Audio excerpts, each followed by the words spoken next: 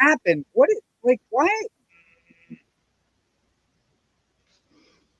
I don't know what's going on. Dude, I don't know, man. You just can't see me. That's all. I know. That's weird. That is weird. I'll be right back. Okay. So, anyways, hi, welcome everybody to the show. JW's having a little bit of technical issues, and I had a funny bit where I'm kind of dressed like a character from our film that we're going to be talking about this evening. Of course, that being Breakfast Club. And now that JW missed it, see, dude, funny. Oh, yeah. Keep the faith, man. Could you describe the ruckus, sir? Welcome to Generation Movie on a Monday night. Jesus Christ. Oh, I said welcome to. I already welcomed him to the show, buddy. I didn't mean to. Come on, I didn't mean to kill Rich's mojo. If Rich wants to do his bit, he can do it. Oh no, it's done, and I'm gonna take this jacket. You look good. You look good. Your scarf looks great. You should keep it for the show. I've been putting on these gloves since about 1985, so that's about right. I mean, surprised they still fit. Thing about they still exist. That's the interesting thing about tonight's movie is in 2025, you can watch The Breakfast Club and still not it holds up pretty well. We're going to talk about that as we progress. But as a welcome back, we've missed news and shit that's been going on for a couple weeks. Let's hit some news. First off, Rich, if you had said to me, the box office is going to be saved by this, I would have laughed at you. I would have actively laughed. But see, that's nothing I actually would have ever said because I know you're not as big a horror fan, but this movie grossed $83 million. It doubled the projection, $84 million. And then worldwide, it grossed another 110. So it's at $200 million.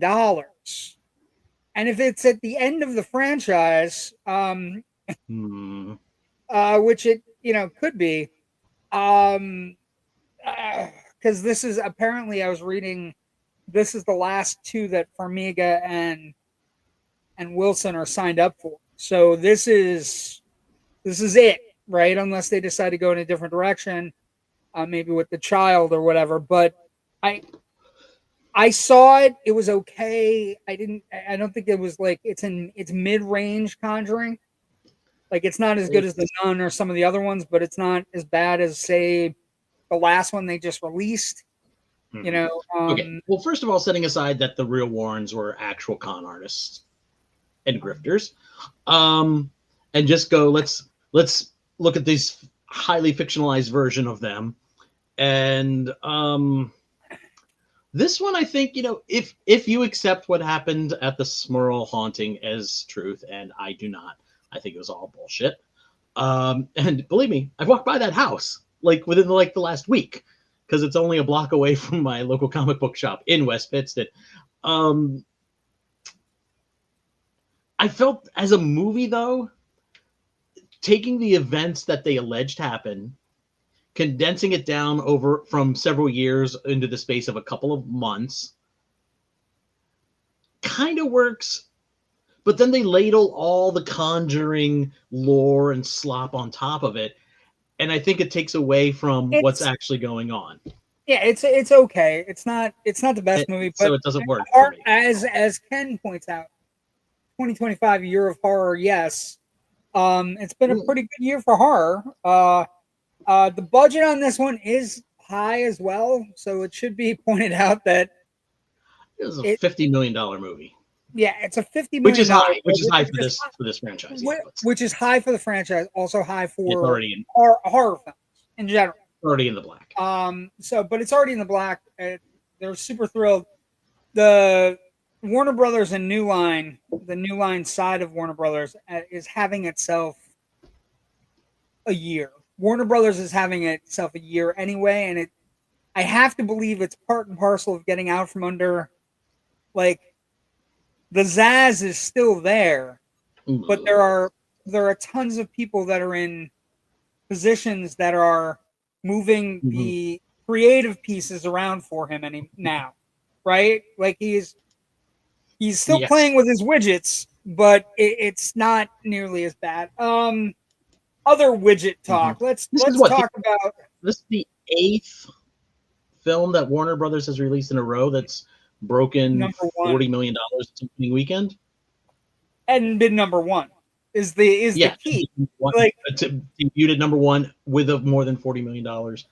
opening. Yeah, it's impressive, and this one was completely. I looked at the thing on Saturday and just went 83. Mhm. We're getting into it territory there.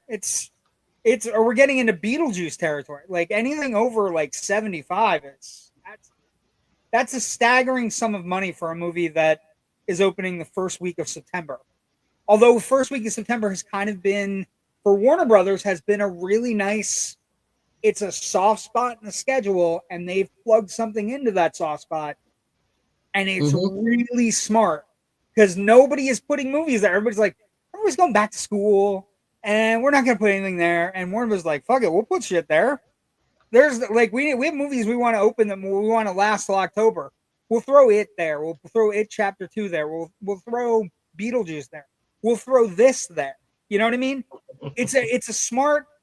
It's one of those things when you talk to people and they're like, "Oh, movie going, the movie going dies around, at the end of August because of going back to school." It's like, yeah, but if you get the right movie and it's the right time of year, everybody wants to kickstart Halloween. It turns out first week of September when everybody's going back to school is a perfect time to kickstart Halloween, right? It's worked out for them. That's the other thing. Like we're careening towards Halloween, and I'm looking at I told you I went to see Batman and Jaws and Batman Returns, and I told you I sent you a message that when I went to see these three movies, there were more movies coming back to theaters than there were new trailers. Casper, Apollo 13, The Breakfast Club is playing this week. Oddly enough, Regal is doing a month all through September, a new movie a day. Tonight actually is Regal. At Regal is Breakfast Club. So if you happen to be on the West Coast and you're watching us, you still have time after we wrap up to get out to the 9:30. To get out to the 9:30 Breakfast Club. Yeah, I'm going on Thursday to a Regal. I don't ever go to the Regal. There's a Regal about 20 miles away. I never go to the Regal, but this Thursday the thing is playing. So, ooh, nice. I might have to go back. Wednesday, I'm going to be at the Dixon City Regal for the advance opening day of Spinal Tap 2. Spinal Tap 2. The IMAX. The end continues. But yeah. So I mean, looking forward to it. I just think it's interesting. We're in a really weird spot, and all of a sudden, Jaws grosses $10 million. We weren't here for it, but Jaws grossed $10 million. All of a sudden, studios are like, "Oh, well, you'll go see movies that are old?" And the answer is yes, if they're good movies. Like Casper, Casper, I look at and I go, "I don't know what you're thinking, Universal, but okay." It's a fine movie. I think it's a good kids movie. Yeah, it's a bad. But who's for who though? Like now, for who now? Like Christina Ricci's. More people know Christina Ricci from fucking Addams Family and Yellow Jackets than they know, and Wednesday than they know her from Casper. And Casper always had that creepy subplot where it's like, "Can I keep you forever?" Like just creepy. Apollo 13 is interesting because I think seeing that in IMAX. Hold on, JW, back up for a sec. We were too old for the original Casper, and if we had somebody who is a tween when Casper came out, that might have been their first romantic movie in a way. It might, I can see where, I can look at it and go, yeah, that's a good movie. And if I had been the age it was aiming at when it came out, instead of like 10 years past, it very well could have, connected with me on certain levels. I don't know. Maybe. I don't know. So you're discounting the nostalgia for people younger than us. That maybe it'll do well. Maybe I'm wrong. But Apollo 13, and then I found out after we had done it, that on October 31st, Rich, this is coming back in Dolby and in IMAX for the first times ever. And I got to tell you, Rich, I didn't talk about it with you, but I'll talk about it with you now. The Batman and Batman Returns Dolby screenings were astoundingly clear. Like, they were crisp. The soundtrack was still off because it's a bad transfer soundtrack from the original, but it looked as crisp and as good as it's ever looked. Like, both prints looked beautiful. All the darks were dark. All, like super dark. Really, really well. Both of them look great. You know what I mean? Like, they both look fantastic. I think the interesting thing is everybody's watching like Batman Returns at like 10 o'clock, and I think we've all systematically put out of our minds how horny that movie is. Like, I was. Oh no! No. I had forgotten how horny it was. I mean, I remember like the grope the people thing. I remember a couple of the jokes, but like the Poontang thing getting thrown out there, there is so much shit in that movie, and people had brought kids, so it was a 10 o'clock show where there were kids, and it was weird because everybody was kind of like the adults in the crowd were like, they were giggling, but it wasn't necessarily like. It wasn't it's still a great movie, and it's still fantastic. Michelle Pfeiffer's great.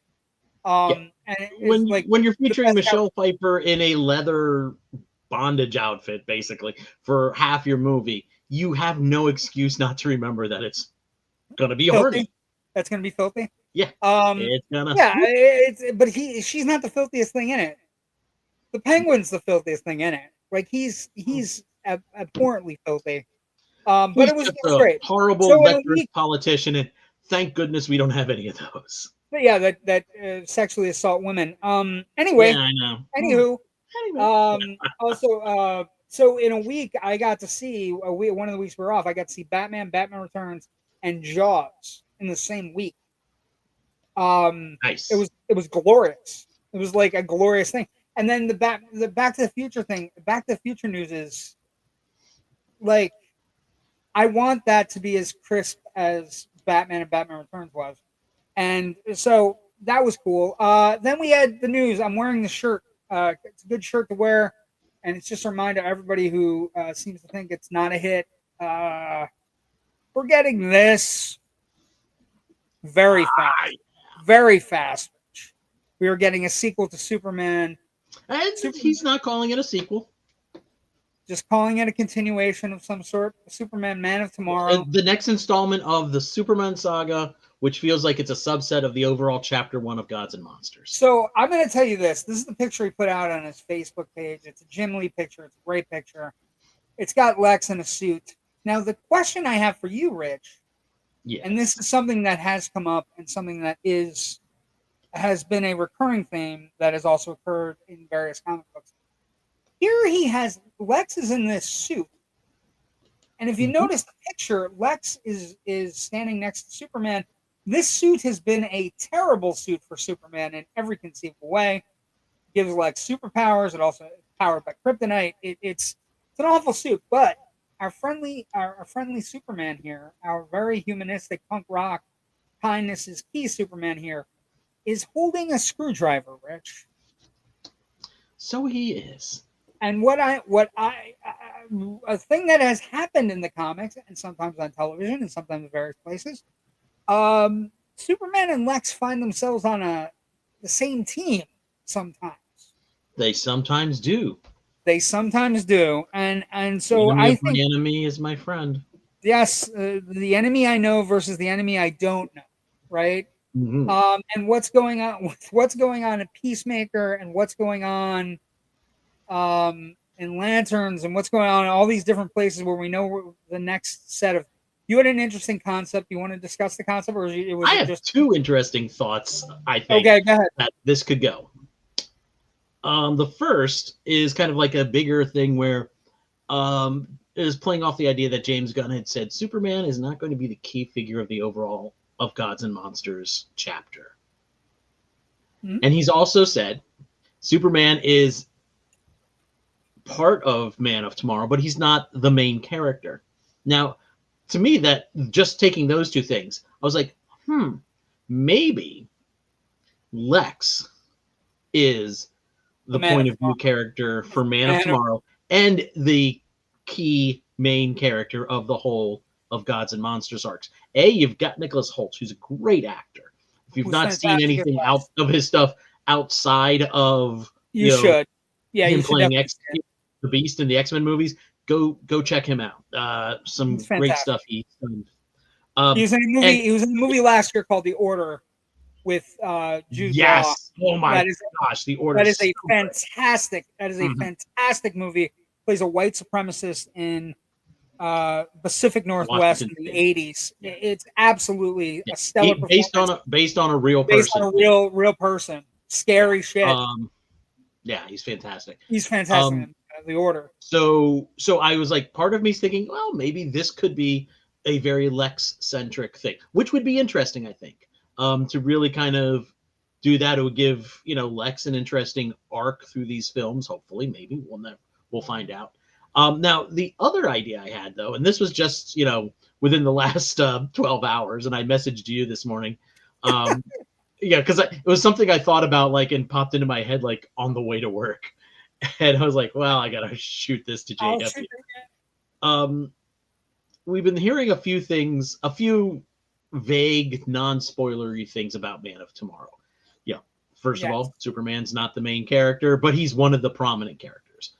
They announced Lois was cast 20 minutes ago, by the way, as well. Oh, okay. Well, she plays a major important role in the film. Is what was announced. That feels like a foregone conclusion. Yes. One of the other things I heard somebody mention that they saw where Gunn had said that he already had the script written because it was very easy to convert from a 60-page outline that he had written prior, and so it was really easy just to kind of turn that into a full script. He also said that there had been some input from some other people. Didn't say who. Now, that makes me think, okay, if there's input from other people, was it for specific reasons? Why? Was it somebody who was working on Lanterns? Was it somebody who was working, So I started to think, and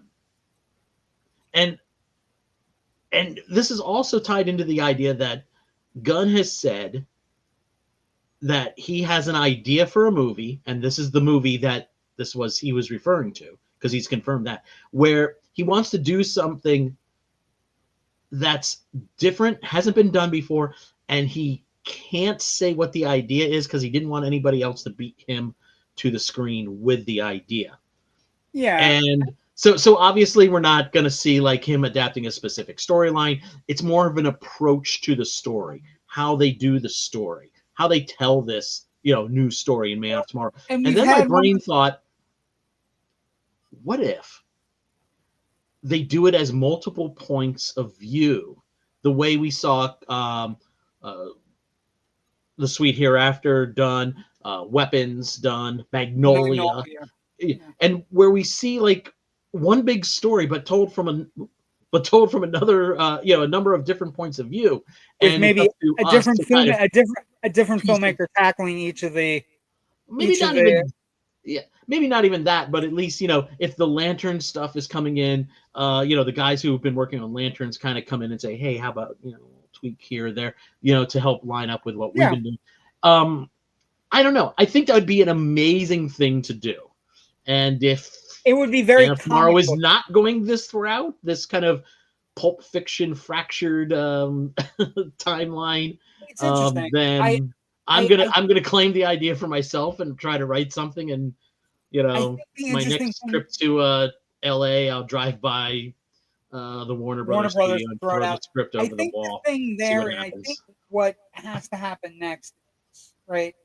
So this will tie into our next thing, because it's one of the stupidest stories I have to discuss with you.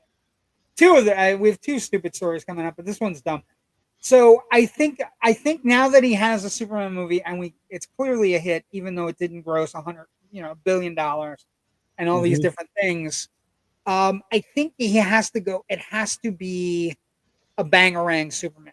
I don't know that you can do anything to toy with it now that the the appetite is fed. And I think you could get away with your idea in a third movie. Does that make sense? Yeah, Like I think I kind of we need don't really see him doing the same thing over no, again. I know, but I think at this We point can look it's to the Guardians as a yeah, no, I think vague-ish blueprint. Vegas blueprint I think is the way to go, but I think it has to be bigger, better, Mm. and it has to be a Superman movie that if you're rushing if you're sending it out in 2 years, right? Because we're talking about this is 2027 right now. You got Spider-Man, Mhm. you got Superman, you got Batman, and you got Avengers. It's going to be a high threshold to not and to keep the appetite sated. Now that the appetite has been replenished, now that everybody wants to see this Superman and this Lois Lane and this Lex Luthor, I think doing something creative and challenging would be dangerous. And I think for me, I just whatever you have, make it a bangarang movie. Put these characters in the places they need to be, and let them emote these characters that they've created that are Mhm. in line with what we want. Is where I'm at. But this 2027 thing, we've not even gotten a week past summer, and I look up and everybody's talking about 2027. Like, in 2027 crack 4 billion? Because we didn't crack 4 billion, Rich. I want to talk to you a little bit about this idea that this summer was a disappointment and it was not up to specs. And my answer to those people who are saying that is fuck right up, fuck off. Like I'm so sick of the like. We only had $1 billion movie. We had $1 billion movie. It didn't do as well. Like, we're not at the pre-pandemic levels, and I don't know that we ever No. will be.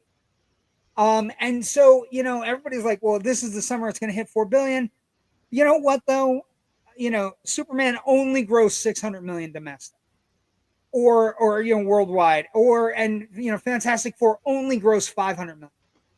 And then we had other movies that came out of nowhere. F1, did you think F1 was going to do that well? Nobody did. One did. Did you think Yeah. Weapons was going to do that well? Nobody did. No. And we had a couple of duds. We had like Ballerina didn't do as well as a John Wick movie because it didn't have John Wick in it. I mean, it did, but it didn't.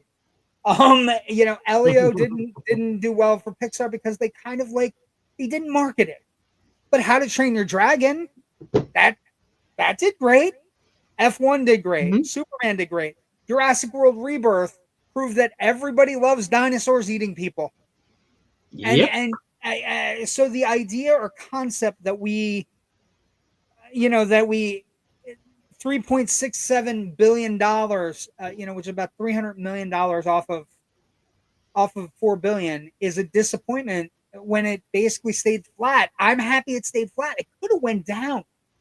We didn't Mhm. have a Pixar movie. We didn't have Inside Out 2 this year. We didn't have Deadpool and Wolverine, which, again, Deadpool and Wolverine and Inside Out 2 are anomalies. Those two movies alone grossed $2.5 billion last summer.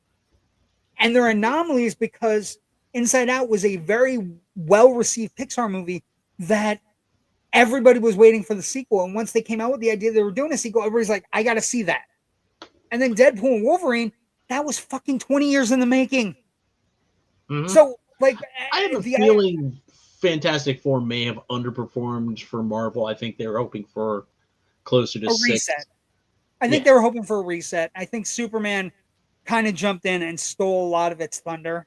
Because Mhm. like, as excited as you and I were that we were going to see Herbie and Superman back to back, you know what I mean? Like, as excited as we were, Mhm.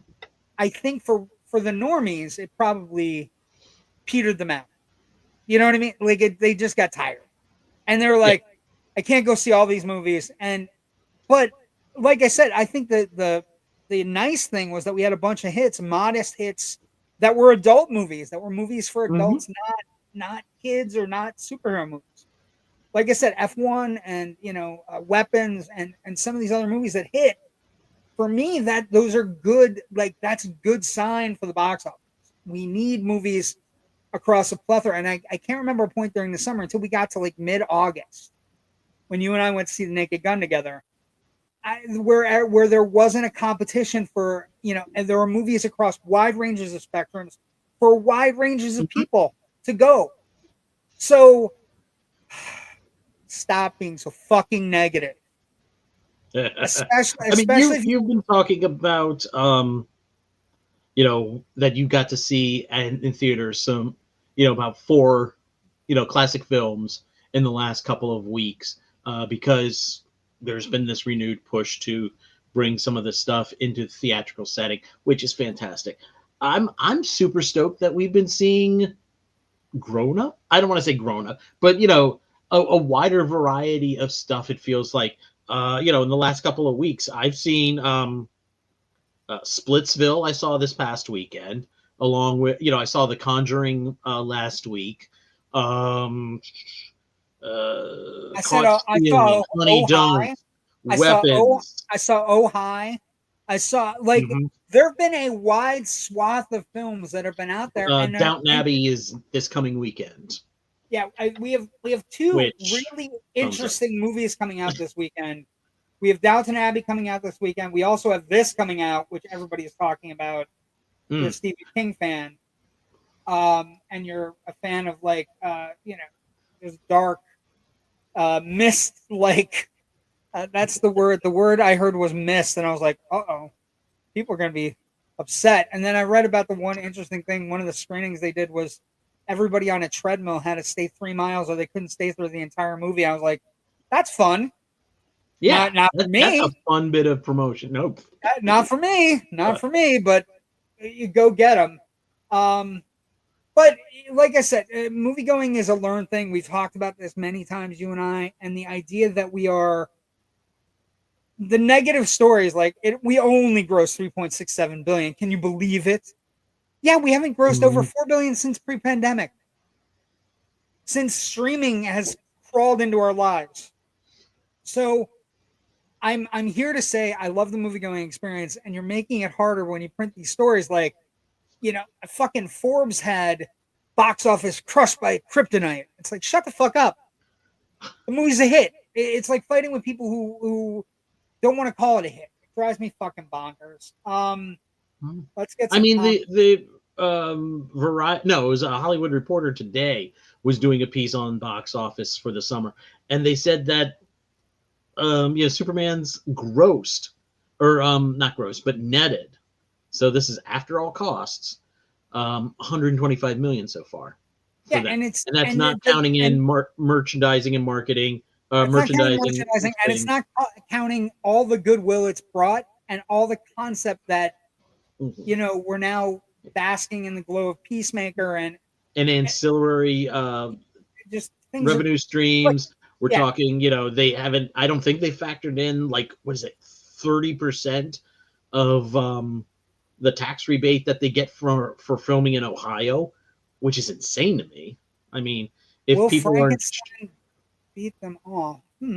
Okay, Year of Horror, I think, is where this is. Oh yeah. That's when that came in. That's a great question, Ken.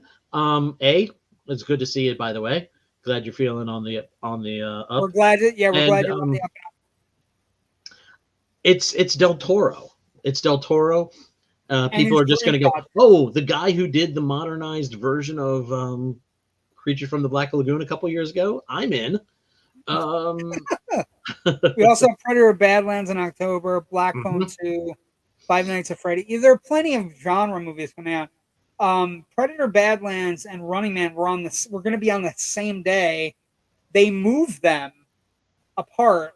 I think that's a mistake, because I think they could have had a Predator Man or the Running Badlands or whatever you want to call it, because I think you could have gotten people to go see both in the same day. So I think I think those kind of double features, the Barbenheimer idea, only works when you're doing 2 movies that are very dissimilar but have high interest. 2 horror films that people are both psyched to see. You're getting Fair. Blade Runner and The Thing on the same weekend, and nobody wins. Tron Ares too, but he worries me. There is a certain thing like I love Tron. I like Tron Legacy. I like the original Tron. I like them all. But Jared Leto makes me fucking nervous.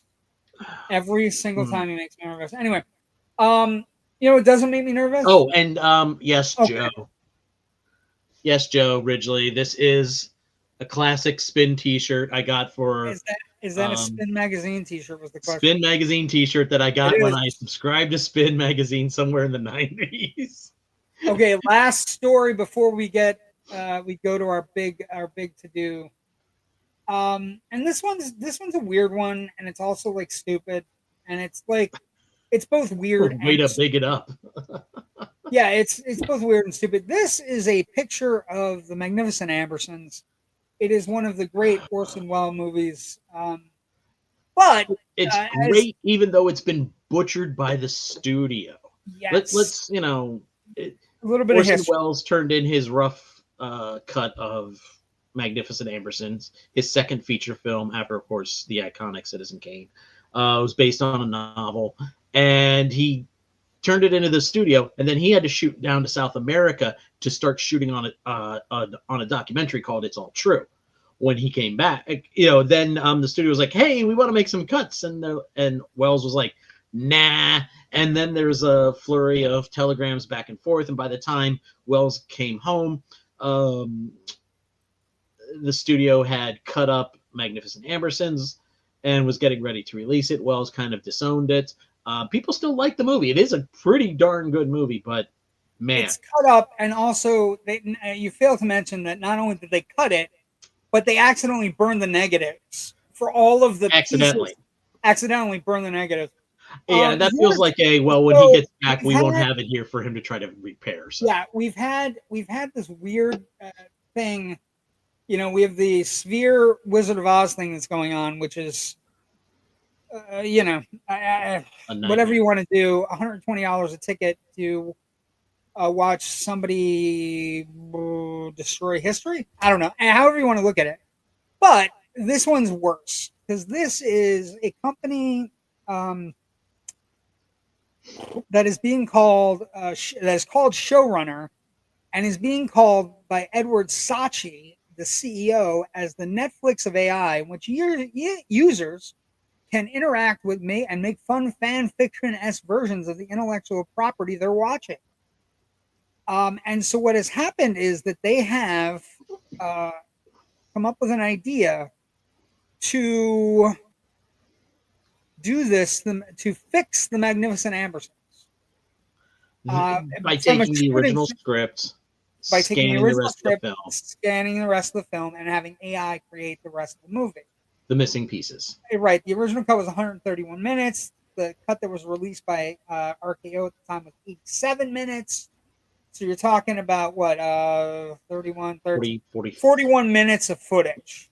And this bohunk, stupid company that basically is selling itself as you're sitting at, the way they're selling it, the way I read this is that you're sitting at home and you're watching something that cannot be recreated again. Something like,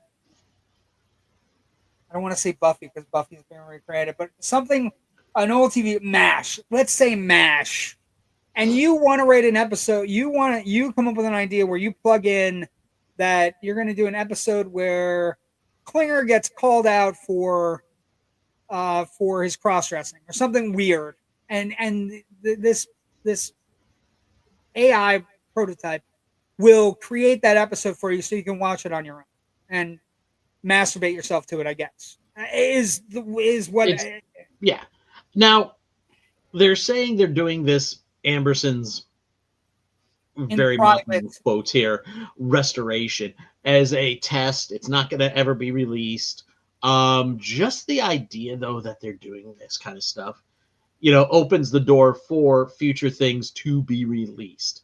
Do we need a bullshit recreation of like London After Midnight, or a lost silent film like that, or some kind of restoration of, I'm trying to think of a good movie that's been like, Do we need them to Blade Runner, recreate like Blade the Runner. heart? Well, Blade Runner, we already have 5 edits from that, That's that but think Ridley about Scott it. is But think responsible about for right. correcting. But think No, about it not being done by Ridley Scott. Think about it being done by the missing sequences from Event Horizon. Okay, Fair. That's a good one.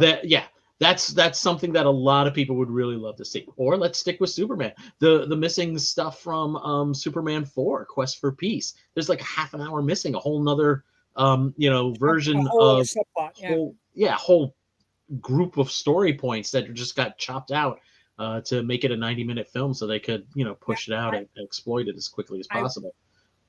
It's just dangerous. I will say that they have one of the most accomplished, magnificent Ambersons experts, Brian Rowe's character.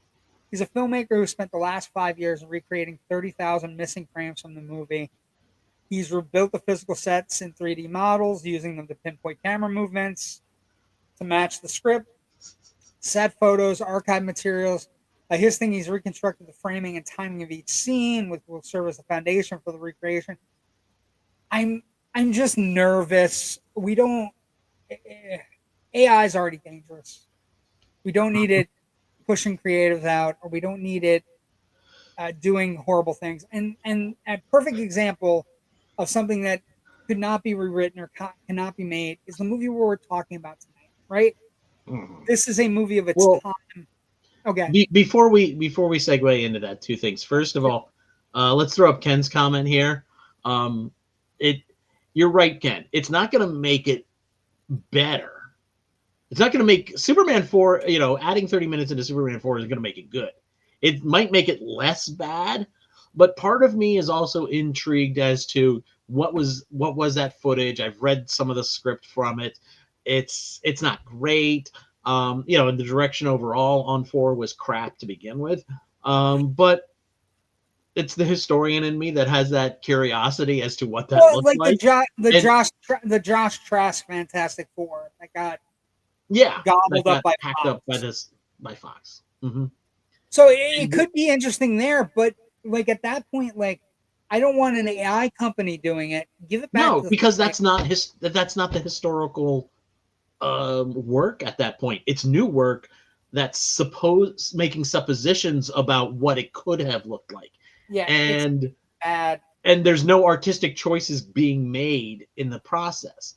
Now, there's a guy by the name of Rick Schmidlin who is a film restorationist. He worked on one of the restorations of The Godfather years ago. He lived up in the Poconos for a while. Years ago, I did an interview with him for London After Midnight. It aired on TCM. They had a group of stills, several hundred stills from the movie. And they were able to kind of do a kind of quasi recreation of what it looked like, just with the stills that they had, and they would dissolve through. They had some music playing. They knew what the script was, so they could put in the title cards and stuff like that. So you got a rough idea of what it was, but no one would ever claim that, and he would be the first to tell you this, that this is the actual movie. It's a close approximation. And AI is like a step away, a step or 2 further away from that close approximation. I think when they do it, when they do it with these movies that are beloved or that are, lost calling card movies where, we don't know what happened. We don't know why it happened. We know, we have ideas or, like film conspiracy buffs are into it. I think when they do it with those movies, they think all the movie buffs are going to go, let's go! I can't wait to see the magnificent Ambersons. No, and in reality, it's like the imperfect vision that movie created was still good. Like it was still Orson Welles. You know what I mean? And so case in point. Here's a great parallel with another Orson Welles film, Touch of Evil. Orson Welles created Touch of Evil. Fantastic, and then the studio chopped it up, and because Orson was kind of in one of those frequent, I really just kind of did this because I need the money, but I'm still going to put all my power, creative power into it, but I don't have final cut. Oh well. And then years later, they find this document that he wrote saying, hey, that he sent to the studio going, hey guys, could you do this? Put this back in? Can you change this? Make this music diegetic over here, and take out the soundtrack music here and But it was him. It was him. yeah. But that was him. The studio said nah, and then it took years and years later, and it was it was Rick Schmidlin who actually put that all together. There's another Orson Welles film, Chimes at Midnight, with Edgar G. Robinson, which is a really good taut thriller. There is a whole missing sequence from the beginning of the film that was kind of like, they described it as like this psychedelic nightmare sequence, unlike anything that had ever been really filmed before. Orson was really being crazy with it, and studio cut it out. I think it was RKO. Cut it out. Footage is lost. We don't know, and I don't want to see somebody would come along with AI going, well, we sort of know what was going to happen here because we have the script, so let's just kind of make up what we think it might have been, because that's bullshit. We're gonna monkey with it. We're gonna monkey with it. Let's not monkey with stuff. Let's leave imperfect visions or perfect visions intact. And that brings us to a perfect vision intact. 40 years later, our Back to School series starts tonight with this movie. I did not sit down at 9 o'clock thinking I was going to be talking about Chimes at Midnight, for goodness sake. But I'm glad it's minutes in. It's okay. Breakfast Club is our movie tonight, and we're doing a series of movies, back to school, kind of fun 80s movies that Rich and I both love. So this is the first. Let's talk about the Breakfast Club, because I was telling you before in the green room before we got going tonight, I'm not shocked, but rewatching it, I haven't rewatched it in a long time. It holds up remarkably well.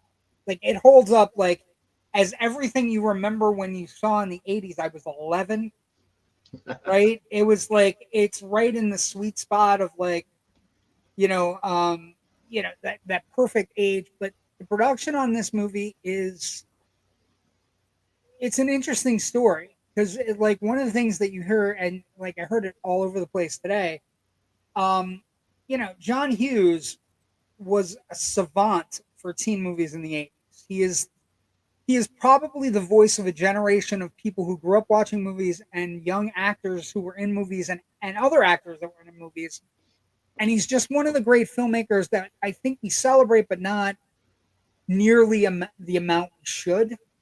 You know what I mean? Like, he's one of those great directors, and he had a bunch of hits, and I think everybody looks at it and goes, whatever. But he very much was a voice of a generation. And this script, and I think though, and this is something we're going to get into in some specifics, I think, as we get into this movie. I think part of the reason he's not as lauded today is there are some problematic elements in these movies. That is more than others. And also I think he passed away a little too young. Well, like, I think the interesting thing is there's problematic shit in his teen movies, but his adult movies, there's no problematic shit. There's very little problematic shit in adult. Again, being a teenager is problematic, so yes, I would agree with that. And so the production for this, the story, whether whatever you can find on it, goes something like he originally had a script. He wrote the script around in a weekend, along with the script for 16 Candles. So whenever you I've seen a bunch of things with the actors. They all said he talked about one or two drafts of the script, that basically there weren't that many. But one of the things they did during development was, when he got the actors in, they had numerous amounts of like rehearsal time. Very different from a lot of like movies, from the 80s, where not a lot of rehearsal time. Like, this cast rehearsed and did their things almost like a play, right? It's one of the highlights they talk about. But this script was written in a weekend with 16 Candles, is the rumor. And so basically he had a script for 16 Candles. That one sold first because it was the easier teen comedy at the time. And then he had this one kind of sitting there, originally titled The Lunch Bunch, which, by the way, sucks. That title sucks.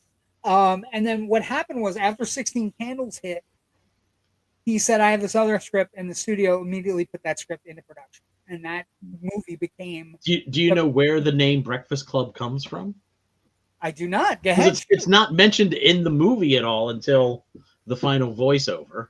Until the letter, right? The letter from Brian. Yeah. The Breakfast Club was the name of a nationally syndicated radio talk show in the 50s. I'm blanking off the top of my head who were the hosts of it, but it was a husband and a wife team, if I'm recalling correctly, and they did open every episode by singing a short version of Good Morning from Singing in the Rain. There you go. That makes so obviously this movie had to be after 55, or the radio show had to be after 55. Oh, wait, no. Good Morning existed as a song before Singing in the Rain. That's right. Yeah, so one of those library tracks that MGM had just kicking around. But so I think that's pretty much where Hughes kind of swiped the title. Well, yeah, because I think if you had titled the Lunch Bunch, we wouldn't be talking. I don't know what we'd be talking about it. I think we would. As the Lunch Bunch? Rose by any other name would still smell as sweet, my friend. And this movie would. If literally the only different thing here was the Lunch Bunch, I think people still would have found this movie, still would have connected with it, still would have lauded it for what it does. For the candor, I think.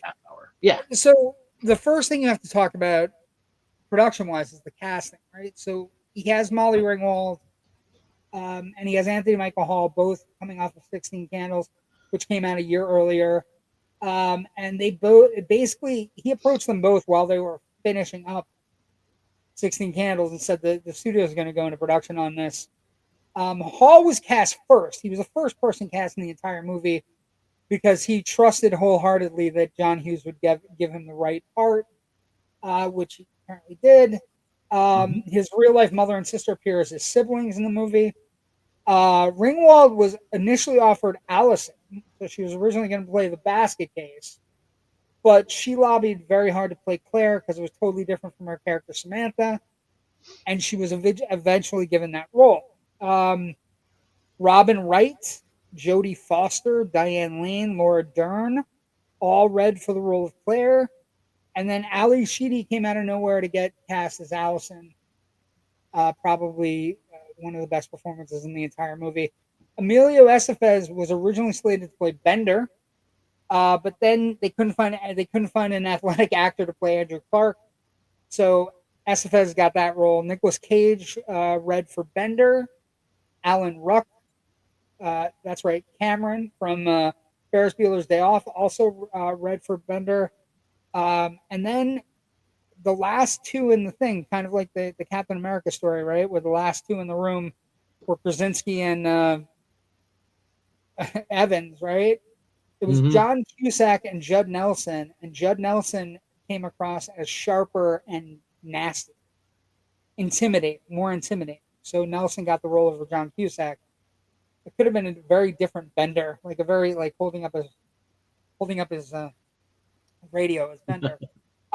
Rick Moranis was originally cast as the janitor, but he got cut from the movie because he was too goofy, and it wasn't what they wanted with the tone of the film. And in that case, they bring in John Capellos, who is fantastic in the role of Carl the janitor, who's kind of looked down upon, but is actually one of the most thoroughly knowing characters in the entire film. Hughes convinced financiers that, first off, Rich, how much is this movie? Do you know how much this movie cost to make? This feels like about $12 million at most. This is a $1 million movie. God. $1 million budget, single location with setup, minimize all the risks. So all the financiers said yes. They gave him his $100 million budget. He originally intended it to be his directorial debut, but basically, it ended up being something else. Photography was March 28th, 1984 through May. So he shot in 2 months with $1 million budget. It was an old high school that was closed, right, in Des Plaines, Illinois. And so it was also using Ferris Bueller, so it's a famous, kind of thing. It's now a police station. It's not, yes, and the library was too small, so part of the $1 million budget went to reconstructing the library set inside the gymnasium. And then the most interesting thing when you're talking to the filmmakers and you're talking to all the people and you're watching all these like behind the scenes things, they rehearsed for almost 3 weeks before filming began. All the scenes were shot in chronological order, which is again very different from whatever. So and then all these little bumps that they hit, these pieces they hit that became classic, like the fist bump from Judd Nelson, walking through the football field. They were all some of them were improvised. And one of the things that came up with the script is there were 2 or 3 scripts that he had. Like I said, there were drafts of the script. They all read all of them, and they incorporated pieces they liked from different versions of the script. So Judd Nelson and Emilio Estevez were very much involved with going to John Hughes and getting all the scripts for the entire cast, and they were picking and choosing various pieces that fit in, which I thought was really interesting. Like the idea that they weren't working with a finalized script. Okay. Oh my God. Yeah, I'm fine. The initial cut of the movie ran 150 minutes, Rich. So crazy. Now it has been rumored that a director's cut exists, but that Hughes's widow has declined to provide details and about its status, so we don't know. And then they found the original draft of the original draft of the script at Hughes's home or at Maine South High School during an office relocation. So just really interesting. They were able to incorporate all these actors. They then they got music as well. The soundtrack is one of the great film soundtracks, even though most of it is mediocre, except for "Don't You Forget About Me" by Simple Minds. But at some point, Simple Minds didn't want to be on the soundtrack, and they tried to get out of it, Rich, which is crazy to me because the movie is so. Like the movie opens with "Don't You Forget About Me," the movie closes with "Don't You Forget About Me." It's absolutely iconic, and captures a certain point of the 1980s, right there in 1984, 85, and the youth. Like I mentioned to you before we went on, this weekend, because I'm in the process of starting to clear off my Hulu DVR because I don't know what the hell's going to happen there. I had taped back at the beginning of the summer off of Turner Classics, of all places, Crush Groove, the 1985 early movie about rap and everything. And I was thinking about it as I was rewatching, Breakfast Club now, how they're contemporary to each other movies. Yes, but well, they're capturing very different cultural moments, socioeconomic and cultural moments. Yeah, I mean, and Crush Groove is. I mean, I'm not a big rap guy, but my God, you got Run DMC, you've got Sheila E. in there, you've got the Fat Boys. It's a weird Curtis Blow. It's an insane lineup of people in that movie. That was a movie they made for like $10 million or something. That's the other thing about some 80s movies, and this is one of them. The music is so integral to everything going on, to every piece, right? The idea that Simple Minds was like, their song got sold to this movie, this weird movie, and they were like, we're not sure. We're not sure if we want, not sure if we want to be on this movie, right? And the idea that, and I will say this, it's not like the Lunch Bunch thing, but if "Don't You Forget About Me" is not in the Breakfast Club, 2 things happen. Yeah. One, the Breakfast Club is not maybe is not as iconic as an impact. And 2, we don't know what the song "Don't You Forget About Me" is. Possible. It's a weird thing. The song serves as kind of like a summation of the themes of everything that's going on. different social cliques in high school crossing over and becoming friends, or at least understanding each other. And even if they aren't friends come Monday morning, the way they talk about it in the at that one point in the film, at the end, they still are going to remember that they have that moment. Yeah, that kid also has problems at home too, and that's why he's like that. They're different problems than what I have, but we both have shit that we're dealing with. This person, is dealing with peer pressure the same way I am, and I think it's the perfect. That's one of the great lines. That's one of the great lines in the movie. I think your dad and my dad should go bowling. Bowling, yes, exactly.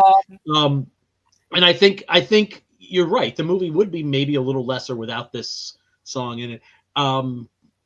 But he's got the John Hughes has got the tone. He's got an amazing ear for dialogue and candor.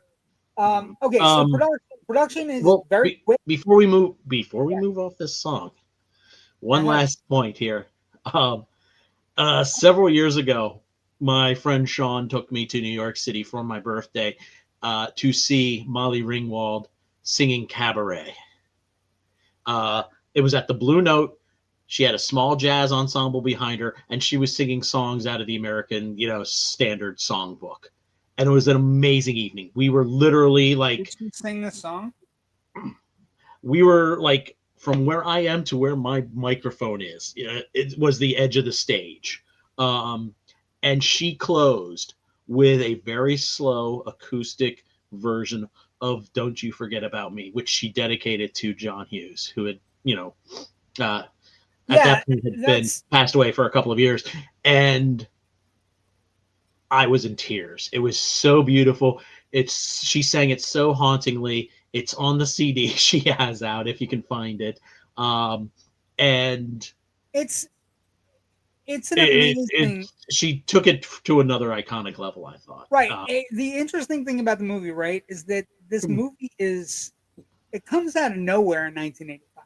Like, yeah, he did well with 16 Candles, but the idea that this was at this point, he's not the voice of a generation, right? He's not the Svengali or the Moliere for teen movies, right? And then the box office hits, right? And this is where you don't think anything of it, but like it ends up grossing $51 million. It's a $1 million budget. Mm-hmm. It opens on 1,000 screens, 1,071 screens. It eventually gets up at 11:30. It lasts 10 weeks in theaters.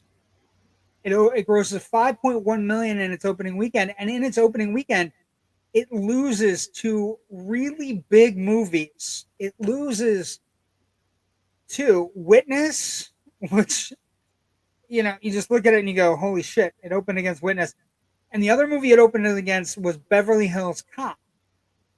So it only grossed $5 million in its opening weekend, but it ends up grossing $45 million, 51 total at the end, with worldwide with Canada. So the interesting thing there is it stuck around. It's one of those movies that we talk about from the 80s that didn't open like gangbusters, but played forever, played for numerous amounts of weeks, and it was played. It was in the midst of a real interesting, like, it was still like the movies that lost to were Witness and Beverly Hills Cop, which is interesting because it opened on February 15th, 1985. That means Witness and Beverly Hills Cop were still in theaters in February. They opened in December. Mm-hmm. So it's an entirely different time at the box office. Here's where it gets fun, Rich. We were talking about Weapons being one of the big hits this summer. It has grossed $142 million at the box office. The inflated adjusted domestic box office for the Breakfast Club is $146 million. So it's the equivalent of the type of hit with a much lower budget of Weapons, right? So you hear about Weapons being this big, huge hit, and everybody's talking about it, and it actually will be available to be seen at home in about an hour and 55 minutes. And so it's one of those things where it's a great thing. Now let's talk about critical response then and now, because this is where we're going to get into it. This is one of those movies that has a then and now kind of thing to it. And so as 16 Candles does, as Weird Science does, as a lot of the John Hughes movies from the 80s, 16 Candles especially, is one of those movies where it's like you sit back and then you realize what's actually happening. But The Breakfast Club isn't as bad as those movies, but it does have some things in it that are questionable. I was taken with how great the movie is, in a sense of it. The characters are strong. They're well written. Everybody's well written. Like there's not a single character in the movie that is not well written. Everybody knows where they're going to be. And the performances that Hughes gets out of every single actor, you know, Paul Gleason, John Capellos that we talked about earlier, you know, Estevez, you know, Judd Nelson, Molly Ringwald, Ali Sheedy, Anthony Michael Hall. The performances he gets from these kids, because he's been working with them for 3, 4, 5 weeks in a room, just running through scenes and running through how we're going to play it and how we're going to do this. What I noticed today in rewatching it, Rich, the facial reactions that the actors are giving, the responses they're giving, they are completely in the moment. They are in the moment with the actors they're in the moment with. And it is borderline Elia Kazan territory, because they are reacting off what somebody's saying and they are giving a facial response and a response back. And the performances are really good. Like it's I think it's the reason it's endured. Right? It's very much half of acting is reacting, and that's what we're seeing a lot of. One of the things that really stood out to me this time watching it is Estevez's long thing when they're up on the second floor on the story balcony. About the kid, right? The story about the kid. And it's a slow single shot where the camera kind of just moves around him, you know, moves behind Molly Ringwald, behind a pillar, and just stays on him while he's doing this. I wish I had thought to like time it, because it's like it's a good 4 minutes. It's probably I think it's longer. It's longer because the story takes longer to tell, and it's the an amazing with it's amazing tracking. It's an amazing piece of acting, you know, in that one shot, and that's what I like. You know, I really admire like long single takes like that. Oftentimes they're done kind of like to show off technique of, look, we can move the camera like this and this, and we get all this action and we cover all this. Whereas here, it's just about the moment and about him telling that story, and the camera stays on him for the whole time. That entire we don't even get this. Yeah, that entire you don't get reaction shots. Yeah, nothing. It's just him telling the story, and then he's talking about his relationship with his father, and then the Nelson joke jumps in and it goes to a full wide shot. But I think the most interesting thing about that is that sequence begins with, you know, the series of.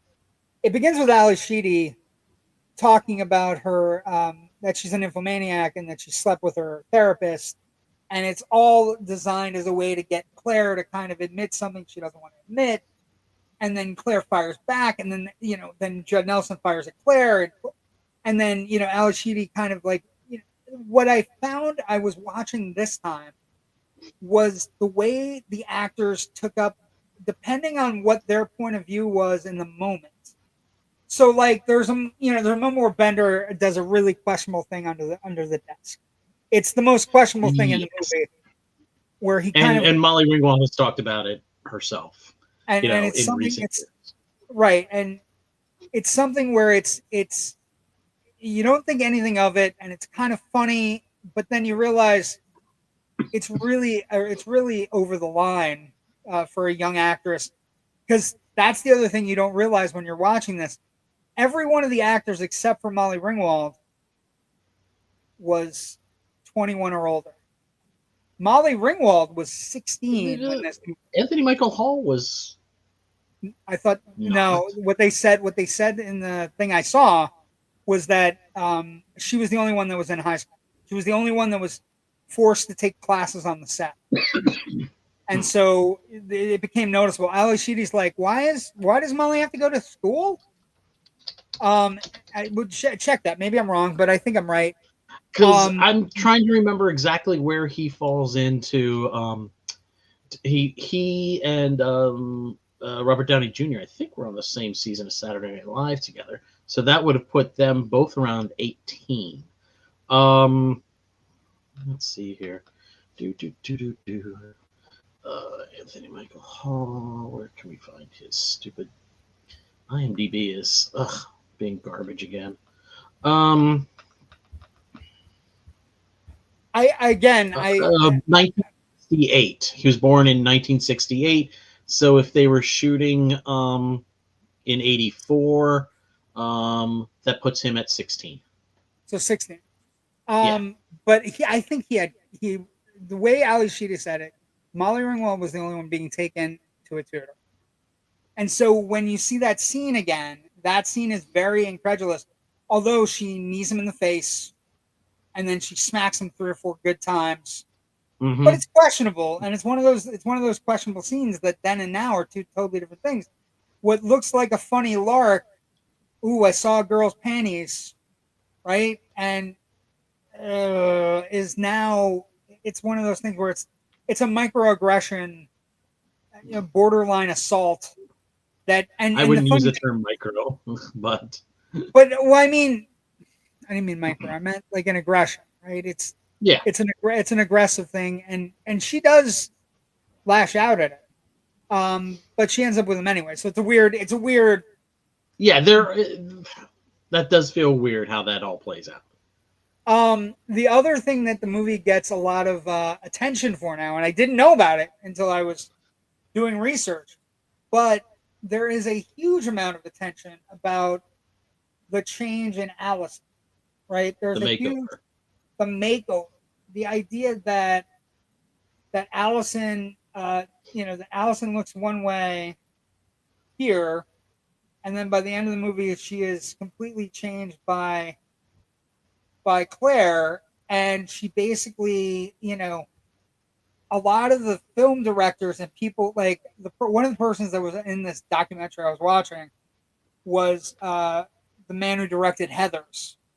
And I was thinking about Heathers as I'm watching this movie, and he's like, "Oh, is Allison a sellout?" Yes, absolutely. And the other thing, he's like, "She's totally a sellout." And the other person that says that is Diablo Cody, who wrote Juno, of course, which is another teen movie that came out in the 2000s that was ahead of its time. You know what I mean? Like just with how it got everything from a teenager perspective. And I had no idea there was that much controversy in it. But as you're watching the movie, and as you're thinking about it, and depending on which one you're attracted to when you're in high school, I was always more attracted to Ali Sheedy anyway. So I was always a Team Allison anyway. And when she had the makeover, I didn't even think about it. But the movie holds up remarkably well. It's got a candor to it. It's got performances that are iconic. It's very challenging. And it's in the 80s when this movie came out, but you sound like I did that one night where I was really sick. I thought I'm muting. Am I muting or not? No, you're not. Oh shit! No. Sorry. That's okay. I'm worried. I thought this was. You can still now. Can you hear me? I can hear you.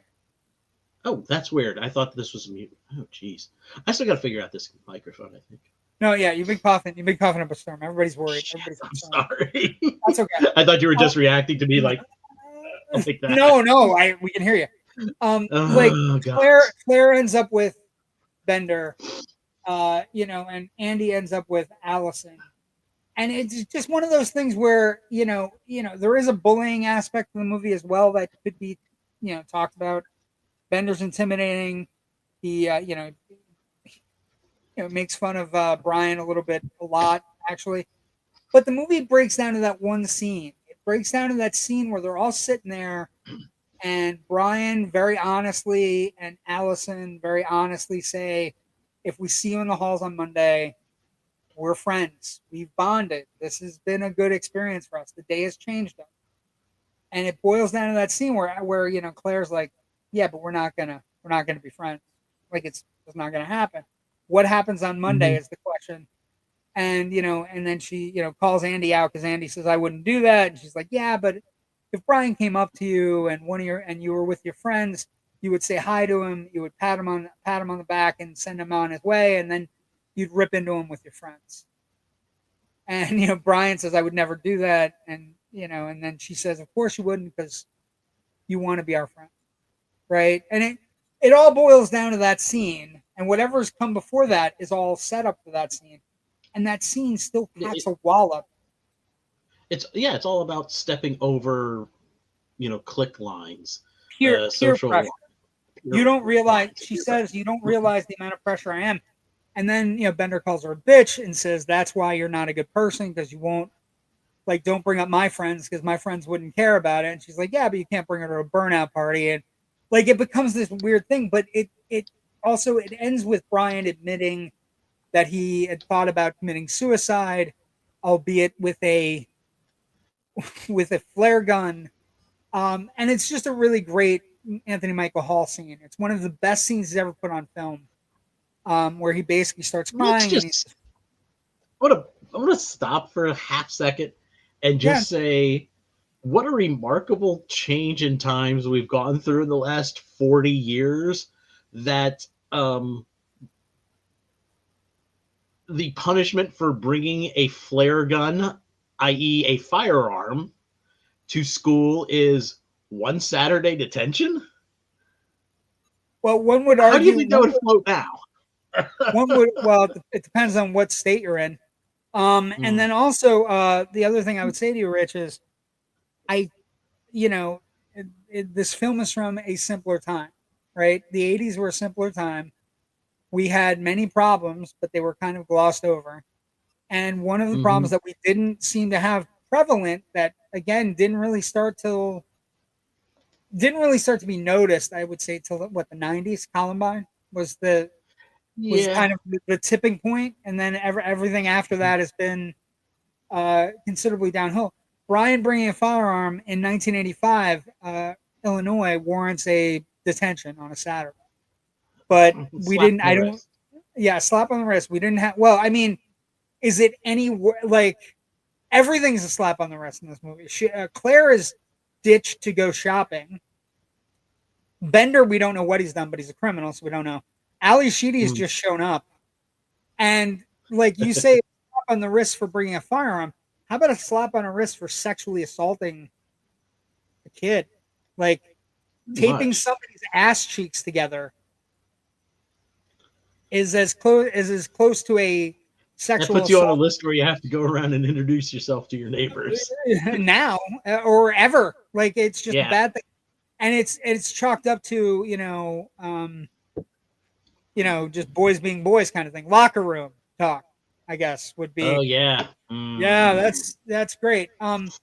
But yeah, I mean, so a lot of that's where the contention comes in, is that it's part of the contention of the past is that this movie super isn't super cognitive of the ideas of, they're all deep, profound thoughts. Brian thinking about killing himself because he's going to get his first F is something that was happening to 80s kids, where kids were a lot of pressure was put on kids in the 80s about grades, right? Hmm. So the one thing that I think the Breakfast Club always brings is that two things actually.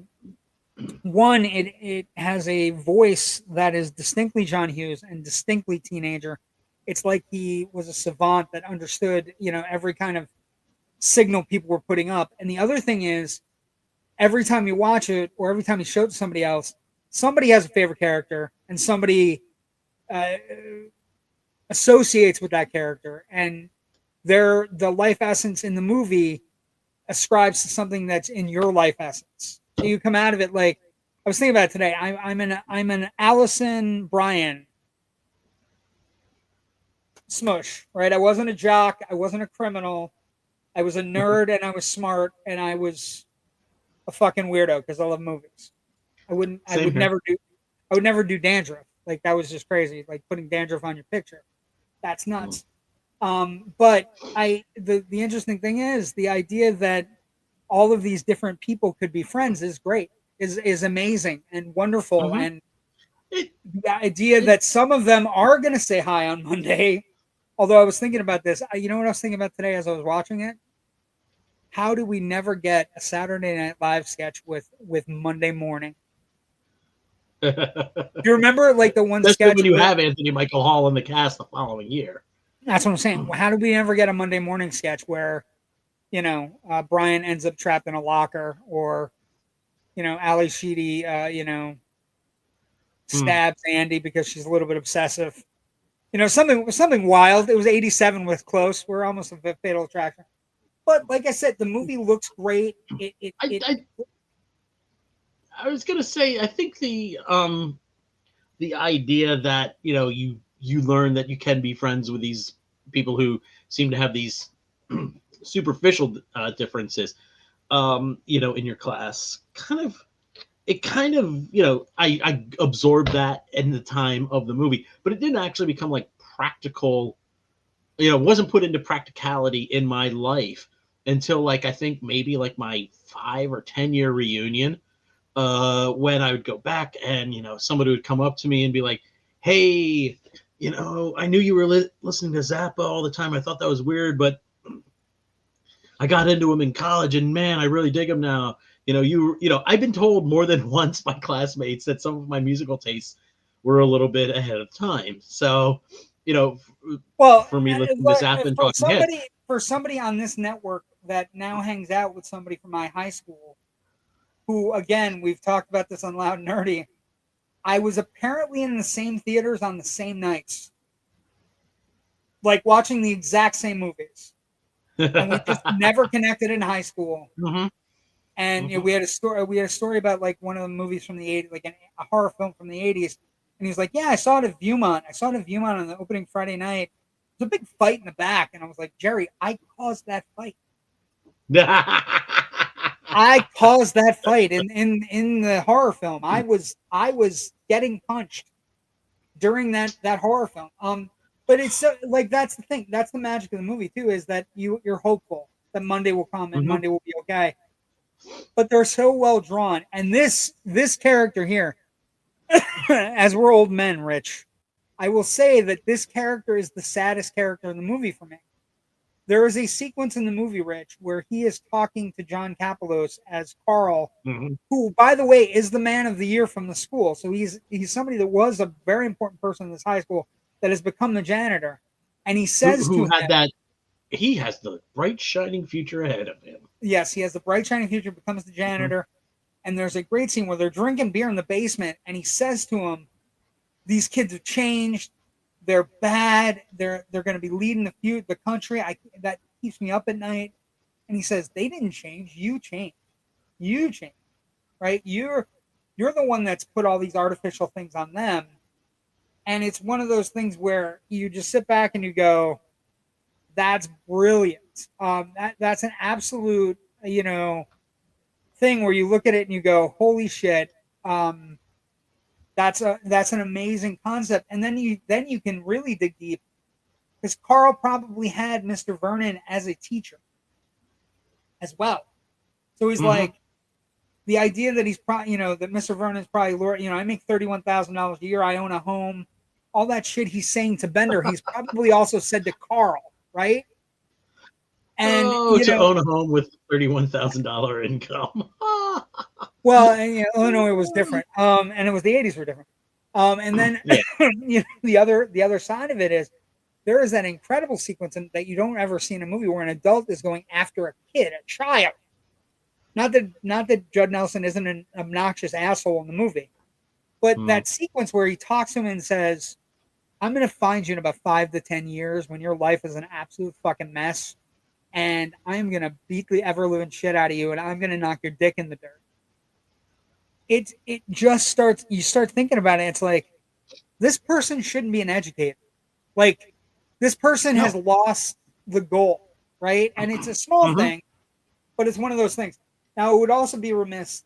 The movie opens, and I had totally forgotten about this. I had not seen the movie in a long time. The movie opens with Bowie. And these children spit on as they try to change their worlds, are immune to your consultations. They're quite aware of what they're going.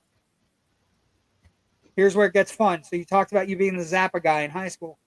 Ali Sheedy gave John Hughes that quote, and she said it's from Changes, David Bowie Changes, and she came to him. She was talking about it on this thing I was watching, where she said, "I came to him during rehearsals and said, I feel Allison's going to go through changes, and this is the song I was thinking about for Allison, and I think it means something." And so she goes to the opening night premiere of the movie, and the quote is there on the screen.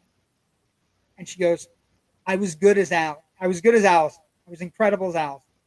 But the biggest thing I made to the movie was that I talked John Hughes into putting a Bowie quote at the front of the movie, which I think is amazing. Okay, so needless to say, this movie is celebrating its 40th anniversary. It is going to be around in the next couple of months if you get a chance to see it on the big screen with people. Highly recommend it. Legacy and franchise viability. I don't know why we never got an older movie. I think we probably should have. But I also think it's one of those pipe dream things, like we'd like to see them older.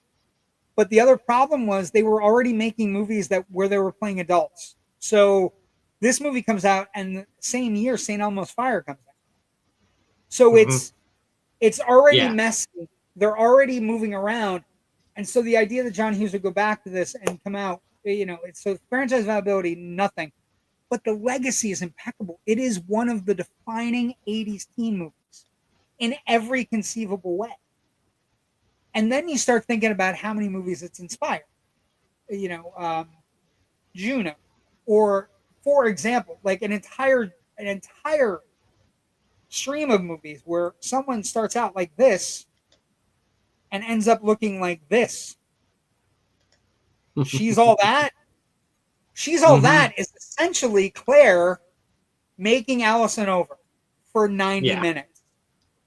Right? The idea that somebody looks basic and then she doesn't look basic is right out of this movie. And it's also like, I again, finding out today that it's one of the most fought upon things, whether or not Allison sold herself out, or whether or not the two camps, by the way, are whether Allison sold herself out by taking Claire's makeover, although Claire's makeover is nice.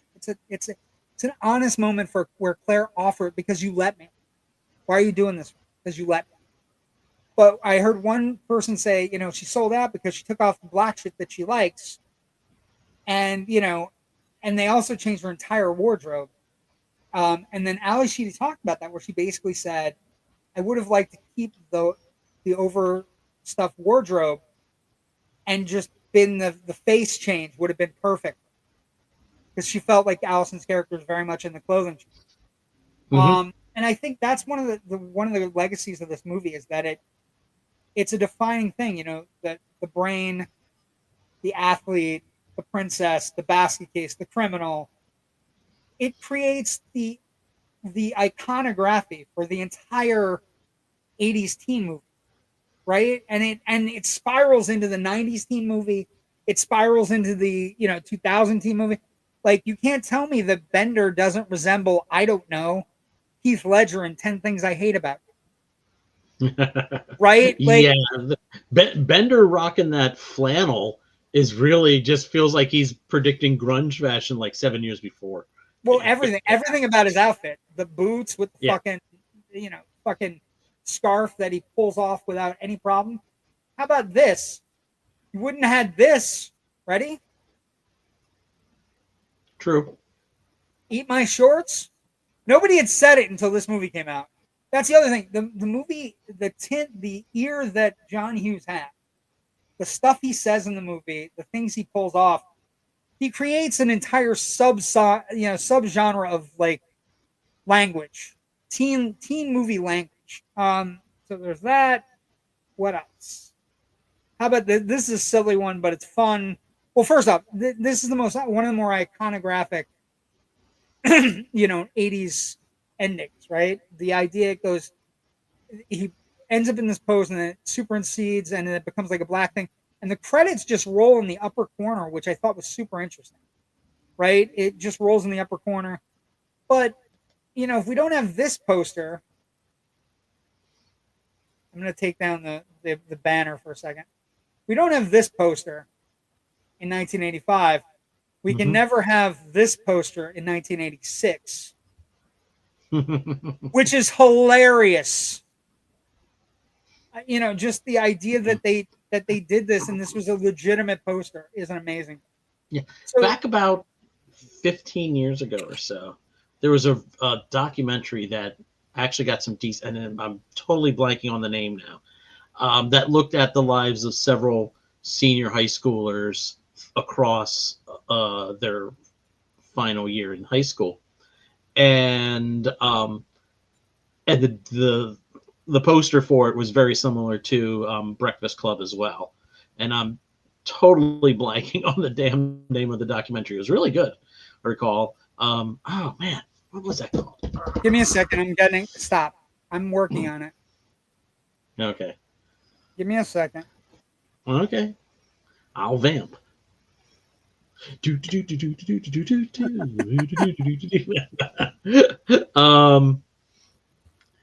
But yeah, I mean, once John Hughes, I mean, teen movies go back all the way to the 50s when we started to see the first teens coming out of the boom, the post-war boom, having disposable income, cars, they could travel around on their own. So we started to get the rock and roll movies. We started to get Rebel Without a Cause. We started to get a lot of cheapy exploitation movies that MST3K would pick up and make fun of 30 years later.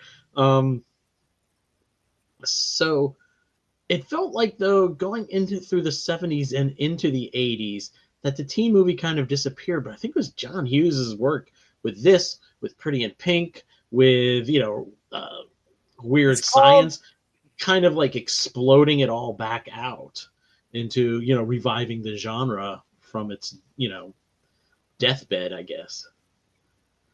I can't find it. I did my best. Okay. I'm sorry, Rich. Do better research next time, damn it. It didn't occur to me till just now, actually. Well, no, but that's the interesting thing. Like, the most interesting thing about this movie is how much it trickles into the DNA of every other teen movie ever made, right? It just trickles in because they're all trying to get the candor and the love and the vibe of the Breakfast Club. And whenever, like, you watch a movie and somebody says it's Breakfast Club-ish, that's the best review you can give a movie, and I will immediately search it out because it means it's got candor, it feels honest, the performances are good from these teens, right? And we don't, and the Breakfast Club is the gold standard of the 80s. It's the gold standard teen movie of the 80s. And it's just an utter classic, That's a perfect place, I think, to end. Have you found your movie yet? No. We'll find it.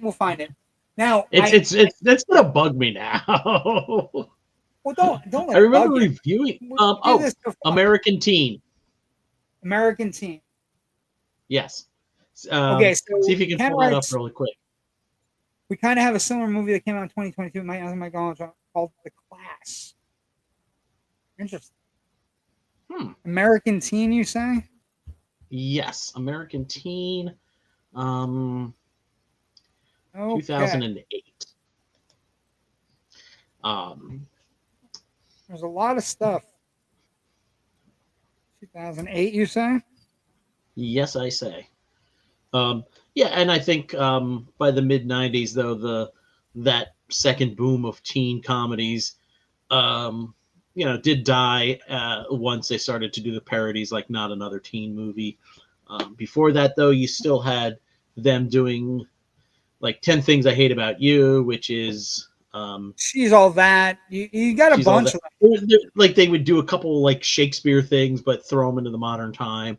Clueless. You got in the 90s, the teen movies are Clueless, and 10 Things I Hate About You are the two, I think, defining ones. And I would like, I love Clueless, but I think 10 Things I Hate About You is a better movie. Just because the performances in 10 Things I Hate About You are just a smidge a smidge better. Just a smidge. A smidge. Okay, hold on. I got you. I got you covered, my friend. Thank you so much. Where I do my best. I do my best for you. It's not all changes. Okay. Okay. I'm mad at myself that I couldn't remember something simple as American Teen. But I think we're getting older. It's okay. Believe that's it. One of the most engaging movies. No? That's not the poster I'm thinking of. Well, now we're getting into weird places. Hold on. That's not the poster? Which one were you? You sure? Yeah, no, you'll know exactly the poster I mean. Okay, well, let me get rid of. Hold on. What? Give me 1 second. American Teen 2008, you said, right? Yep.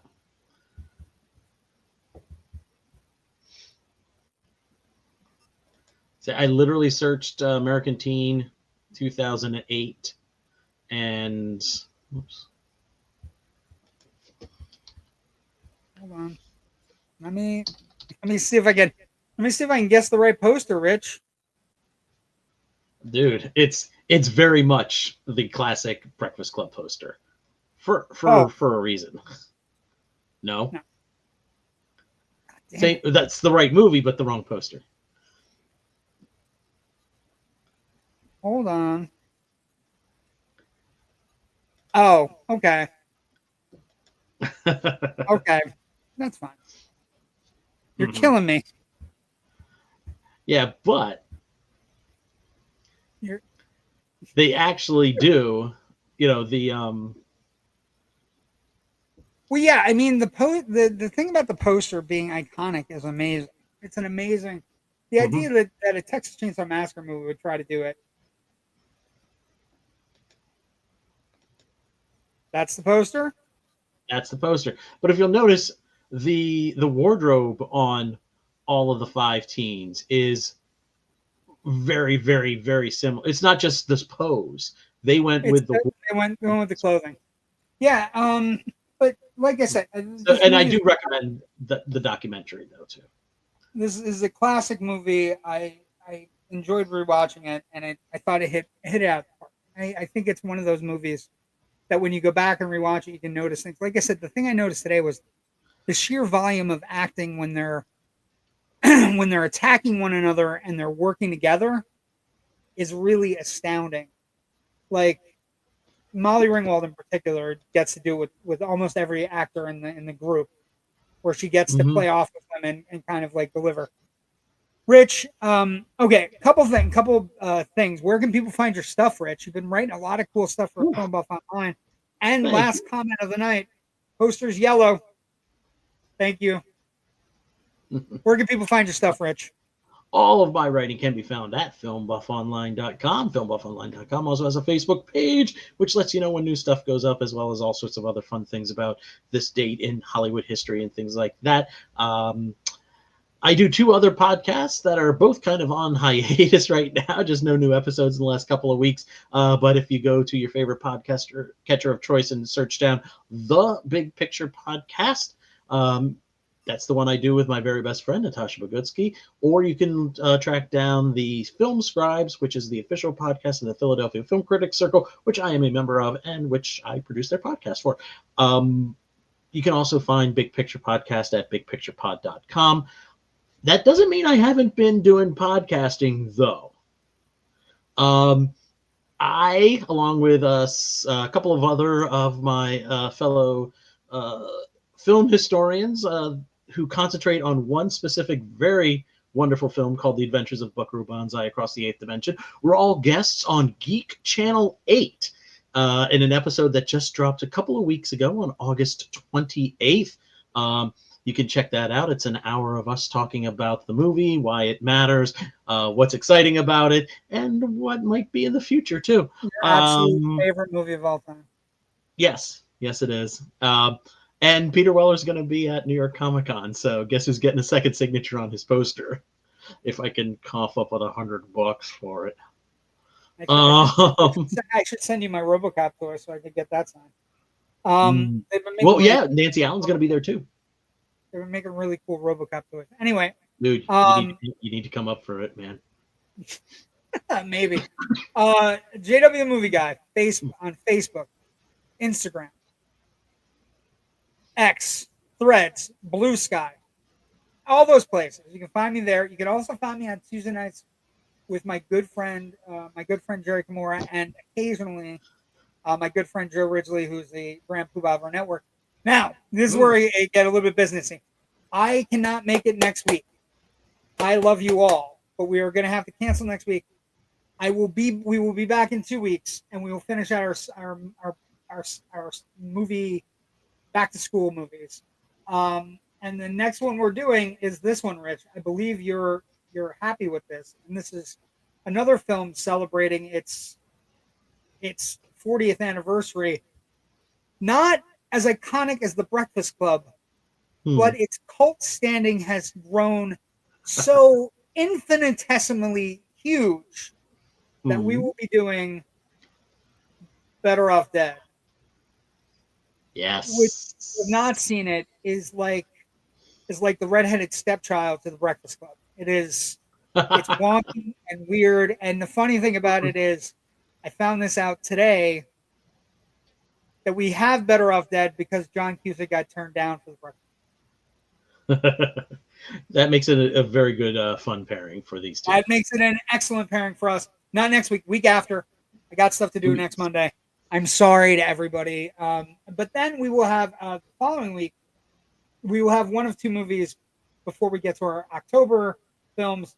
We will either have, and Rich and I will decide this, and maybe you can decide. Send us a message if you are so inclined. Yeah. Send it to our Facebook page or wherever.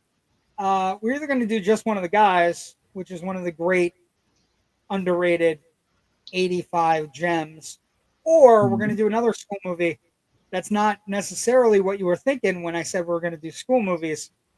We're going to do Young Sherlock Holmes. Again, it's about going to school. It's about young people going to school. And it came out in 1985. It feels like a Christmas movie. It could be a Christmas movie. But I don't know if it fits with our Christmas theme this year that we've discussed, which we're not going to talk about live now. We're not going to talk about it yet. But everybody will get it once we get there.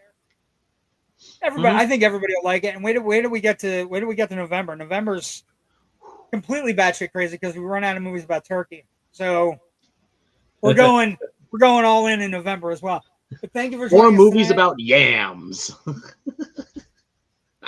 Lots of movies where people are getting kicked in the yams. So close. Thank you for joining us tonight. We'll see everybody next week. Yes. And remember, watch Loud and Nerdy tomorrow night, live at 9 p.m. Thank you for joining us tonight. Last two comments. Thank you, Joe. I'm feeling better. Hope you feel better soon, Rich. Thank you. And then needed Rodney Dangerfield back to school. We tend to do filmmaversaries. So if you're looking for Rodney Dangerfield back to school, I say if Rich and I are still doing this next year in September. Oh, God. There's definitely going to be a back to school. Anyway, thanks for joining us tonight. Everybody have a great night. Stay safe. Go to see some movies. Long Walk and Downton Abbey opening this week.